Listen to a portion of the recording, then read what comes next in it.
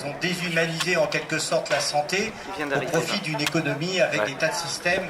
Je ne vais pas faire trop long, mais notamment la tarification à l'activité, qui fait que vous n'êtes plus un être malade ou un être humain, mais finalement une donnée économique.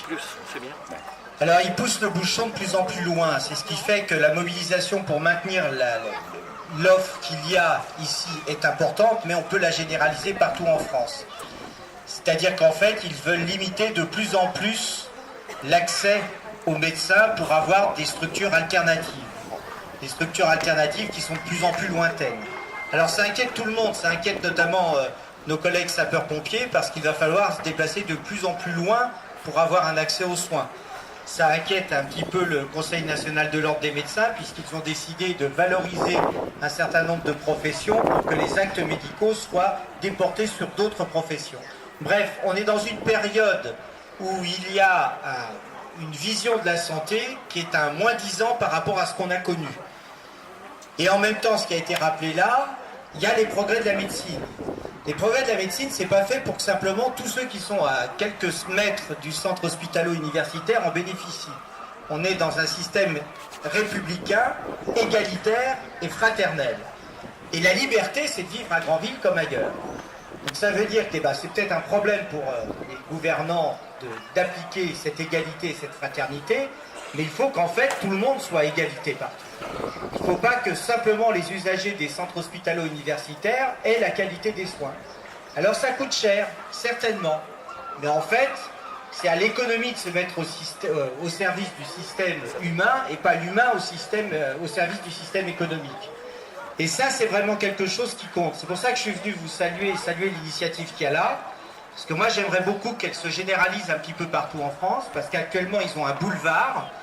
Les lois s'enchaînent. Les lois se font de plus en plus.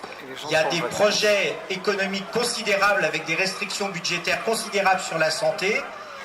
Alors, j'ai bien entendu, là, ils essayent de montrer une bonne figure en disant qu'on va mieux vous rembourser des lunettes, des appareils auditifs et des dents.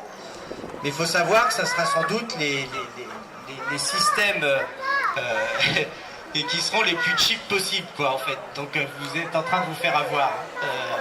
On ne vous mettra pas des systèmes de qualité. Vous aurez un dentier unique sans doute pour la sécurité sociale. Et il faudra que vous y fassiez. Donc voilà, il ne faut pas croire ce qu'ils vous disent. Je crois que la machine est véritablement en marche pour laminer le système public, le service public et plus généralement le système de santé en général. Que les libéraux, que les cliniques privées ne pensent pas qu'ils en tireront bénéfice parce que je crois qu'eux aussi vont avoir à en pâtir. Et on a un service de santé fort que s'il y a un service public fort, ça on l'a toujours su. Donc il faut continuer à vous mobiliser et bravo pour cette action. Bravo.